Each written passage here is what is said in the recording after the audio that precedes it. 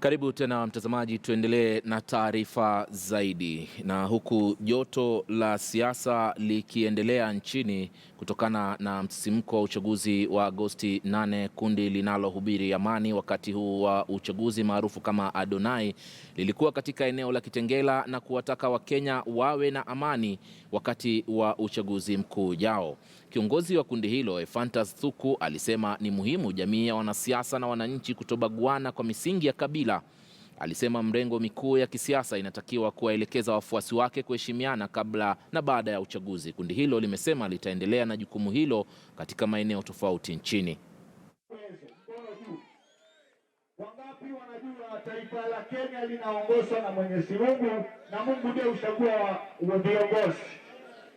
Sisi kama mahali tumefika, Team Adonai Peace Pre-Caravan, hatujaiona Mungu akikosa kujibu maombi. Tumesunguka taifa la Kenya tukiombea amani katika taifa letu.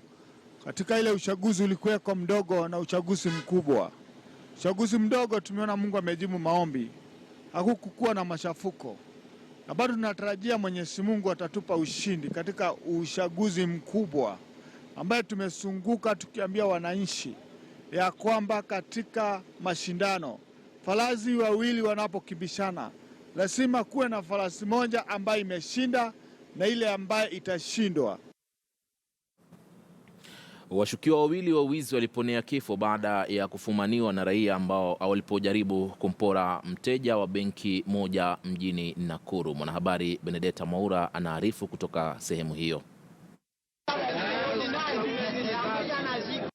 Ni tukio lililowavutia watu waliotaka kujua zaidi kuhusu washukiwa hao. Inadaiwa kuwa washukiwa hao walitumia dawa za kumlemavya mwanamke mmoja aliyekuwa ametoka katika benki moja na baadaye kujaribu kumpora. Baadhi ya walioshuhudiwa wanadai kuwa kumekuwa na genge la watu mjini humo ambao wamekuwa wakitumia tembe za kuwalevya watu kisha wanawapora. Nilikuwa nateremka nje ya Taskis, ukiruka hapo mahali mapikipiki ziko. Alinisimamisha, sijui aliona ni fara, lakini mimi ni mkaaji hapa na ni mfanyabiashara hapa town. Akanisimamisha, akaniambia ako na mchele anauza. Kuna msichana alikuwa anatoka nyuma yake, akaniambia msichana ndiye atakupeleka mahali hiyo mchele hiko. Nilipomfikisha stage ya Ngata, nikamwambia fanya hivi, hiyo mchele uko wapi? Kuna vijana wangu hapa muende nao ufanye nini? Ulete. Huyu mwanaume aliposikia nimeongea hivyo, alirudi nyuma. Akaniambia hapana, sasa ongea na huyo mama. Huyo mama nikarudi nikamshika nikamuuliza, wewe mchele ulikuwa unaniambia iko wapi? Ndio nilimuuliza. Aliposikia hivyo, aliniambia niwaachilie tu mimi niende, sio mimi ni huyo mwanaume. Wanakamna kasachet kadawa hizi zetu tunaziagwa kwa chemist. Anakugotea unaenda tu blackout, unaanza unampea kila kitu. Yaani unaanza kuchanganyikiwa. Askari waliokuwa wakilinda benki waliwaokoa washukiwa hao ambao walikuwa katika hatari kubwa ya kushambuliwa na raia. Mimi watu wa boda akakuja akaniambia mnaenda wapi? Nikaambia mimi ninaenda shughuli yangu. Kaeni chini.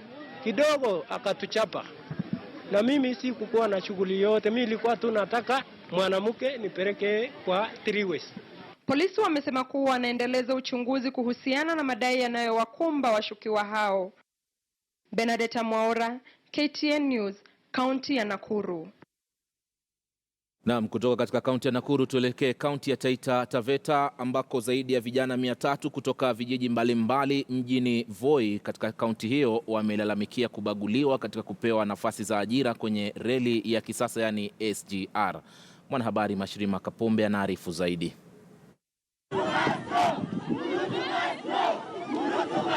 Hali ilikuwa si hali kwenye barabara kuu ya kuelekea Mombasa wakati vijana waliweka vizuizi vya kila aina na kusababisha msongamano wa magari kaunti ya Taita Taveta. Kilio chao kikihusu kazi za reli ya kisasa SGR. Tulipokuja tunaambiwa kazi zishapeanwa. Kazi zilipeanwa lini? Na sisi tumekuja kwa kazi hiyo ya maofisi na ya maintenance. Maskari watu wamejaa, maskari wako hapo, watu ni wengi, tunaambiwa kuna kazi. Ndio tutashangaa sisi hatuna haki zetu.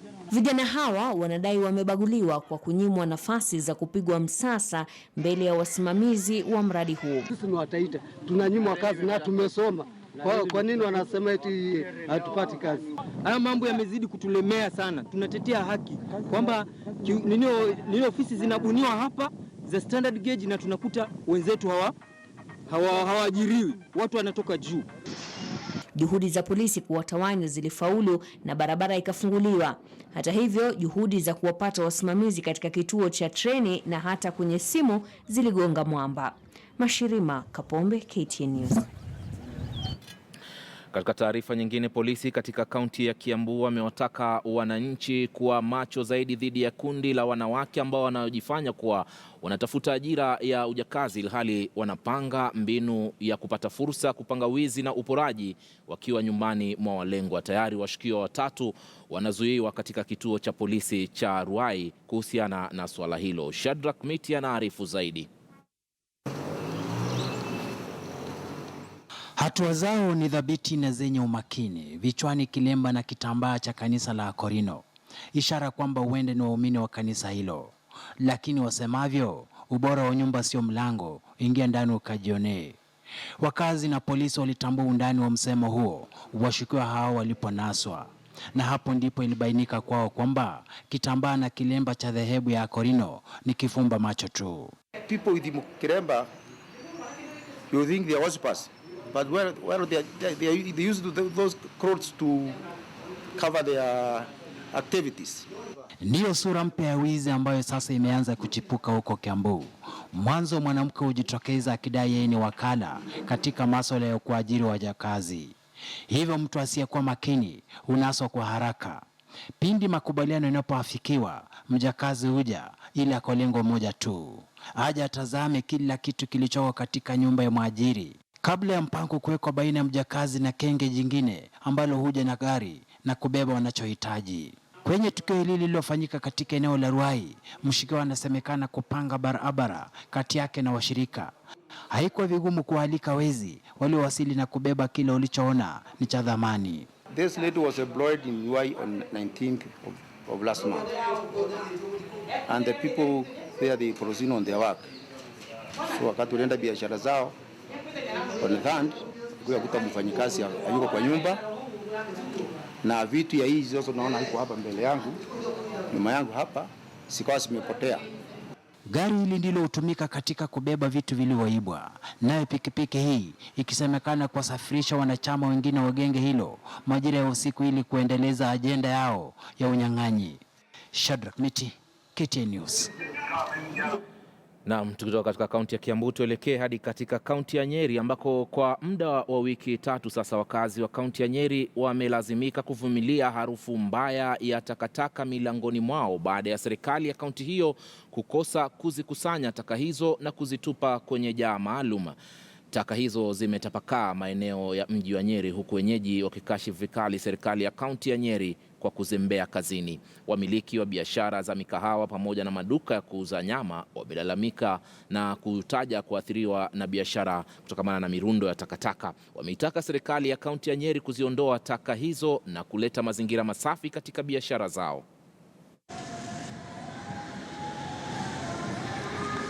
Hapa ndio nafanyia kazi, tena imekuwa dumping site hapa juu. Sasa hapa ndio wateja wanatokezea takataka zao, na sasa imekuwa kwa muda kaa wiki 3 hawajachukua hawajakuja kuokota takataka. We are requesting the county government of Nyeri to come and block this drainage system. It has been a problem for quite some time because since the county government of Nyeri built this wall, the fence wall, the drainage system have not been working.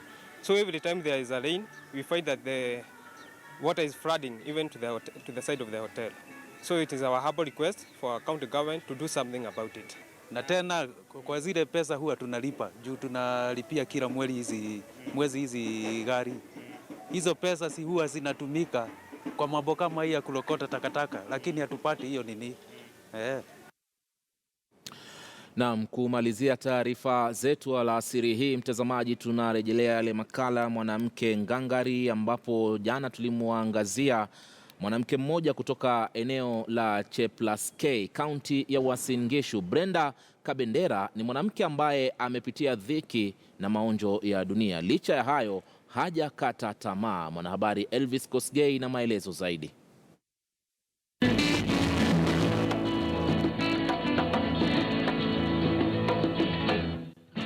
kwamba Mungu akikupa kilema ukupa na mwendo wake, ndio taswira kamili ya hapa. Brenda Kabendera, mwanamke mwenye umri wa miaka 45, anajitafutia posho licha kutokuwa na uwezo wa kuona vizuri. Hali yake ilimwachisha ndoa baada ya kujifungua watoto ambao vilevile hawakuwa na uwezo wa kuona.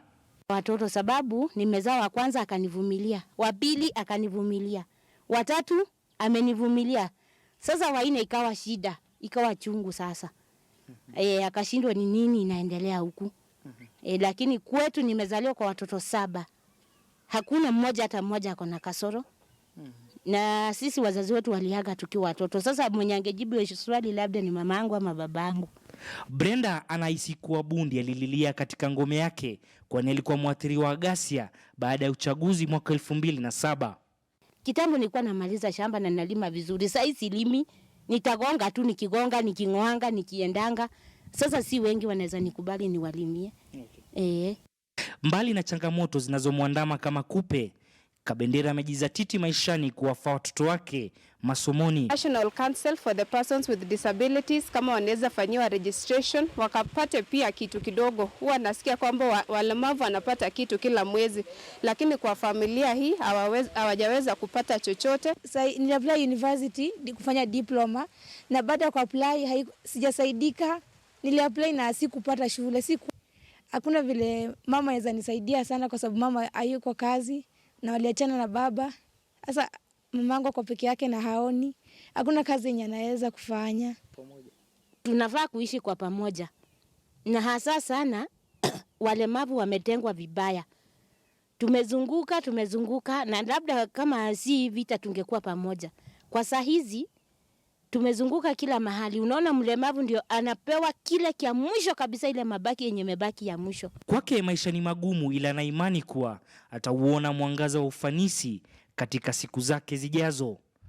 Elvis Kosgei kwenye makala Mwanamke Ngangari, KTN leo wikendi katika eneo la Cheplaskei, kaunti ya Uasin Gishu.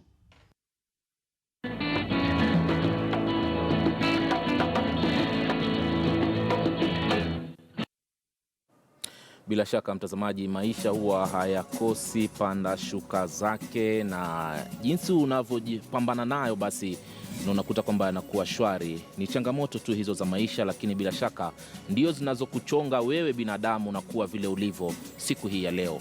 Naitwa Alimanzo Aisee, asante sana kutazama taarifa za mbiu ya KTN. Naomba tukutane tena mwendo wa saa 1 kamili kwenye KTN leo, ambapo tutakuwa na taarifa zaidi za siku hii ya leo ya Jumatatu. Hadi wakati huo, endelea kuwa nasi kwenye makala yale ya Zilizala Viwanjani na mwanahabari mwenzangu Hassan Juma ambaye atakuja kwenye muda usiokuwa mrefu.